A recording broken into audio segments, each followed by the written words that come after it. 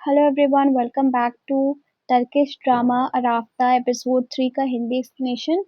तो आज मैं एपिसोड 3 का हिंदी एक्सप्लेन करूंगी और आपको बहुत मज़ा आएगा। चलो स्टार्ट करते हैं। सुबह होती है। मैकन और एटिस एक ही घर में होते हैं क्योंकि उनकी शादी हो गई होती है। दोनों बात नहीं करते, वहाँ पे ऑकवर्ड सा साइलेंस होता है। शादी के बाद भी दोनों स्ट्रेंजर्स की तरह बिहेव कर रहे होते हैं। मरकन नॉर्मल बिहेव करने की कोशिश करती है, घर के काम एल्डर्स के साथ रिस्पेक्ट से बिहेव करने की कोशिश करती है। वो सिचुएशन एक्सेप्ट कर रही है पर खुशी नहीं है। एथिस जानबूझकर मरकन से दूर रहता है, कोल्ड टोन और शॉर्ट आंसर्स उसको देता है। वो इमोशन से भाग रहा होता है, मतलब कि वो एक्सेप्ट नहीं कर पा रहा होता है कि ऐसा भी कुछ हुआ है उसके लाइफ में, क्योंकि वो दिल से ये सब करना नहीं चाहता था। बस उसे अपने पास्ट को लेकर के ये सब करना पड़ रहा है। फैमिली वाले एक्सपेक्ट करते हैं कि वो दोनों एक परफेक्ट कपल है। मरकज स्माइल करती है पर फेक स्माइल रहती है। सोसाइटी के लिए एक्टिंग चल रही है। मरकन अपने आप से कहती है कि स्ट्रांग रहना होगा। वो रोती नहीं, बस चुप होती है। वो थोड़ा सा इमोशनल मैच्योरिटी दिखाई यहाँ पे थोड़ा सा इमोशनल मैच्योरिटी दिखाई जा रही है मरकन की। नेज़र गुस्से में है, उसे लगता है कि मरकन ने उसे चीट किया है और छोड़ दिया है। मिसअंडरस्टैंडिंग और डीप होती जा रही है। नेज़र डिसाइड करता है कि वो सच जान के रहेगा। फ्यूचर कन, फ्यूचर कन्फ्रंटेशन दिखाया जाता है, हिंट होता है।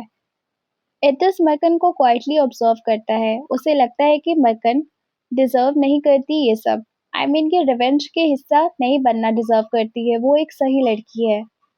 रिवेंज धीरे धीरे वीक होता जा रहा है, और आप खुद ही देख लो कि एपिसोड 3 में ही रिवेंज वीक होता जा रहा है, तो आगे क्या होने वाला है। हमें साफ पता चल रहा है कि एथिस एक बहुत ही नरम दिल का एंड सॉफ्ट लड़का है।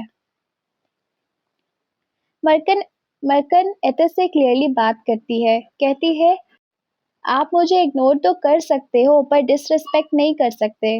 मरकन अपनी बाउंड्रीज सेट करती है। एथिस सॉफ्ट टोन में जवाब देता है, पहली बार रूड नहीं होता। कैरेक्टर शिफ्ट स्टार्ट होता है। एथिस को अपनी माँ, फैमिली, सब कुछ याद आता है। वो गुस्सा याद करता है और उसका ट्रॉमा जस्टिफाई होता है, पर एक्शंस नहीं। मलकन डिसाइड करती है कि वो अपनी आइडेंटिटी नहीं खोएगी। फीमेल लीड वीक नहीं है, मतलब स्ट्रांग है। यहाँ पर दिखाया जाता है कि जो मरकन होती है वो अपने आप को स्ट्रांग दिखाती है, और वो चाहती नहीं है कि वो किसी भी वजह से वीक पड़े कहीं पर भी।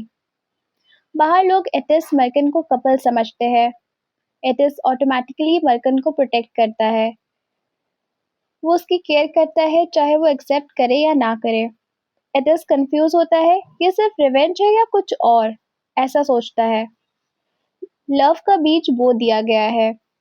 मरकन होपफुल नहीं, पर ब्रोकन भी नहीं होती। एथिस कॉन्फ्लिक्टेड है।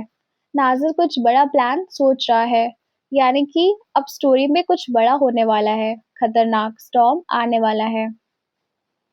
एपिसोड 3 में मरकन अपनी सेल्फ रिस्पेक्ट एस्टेब्लिश करती है और एथिस का रिवेंज के पीछे पहली बार इंसानियत दिखाई देती है।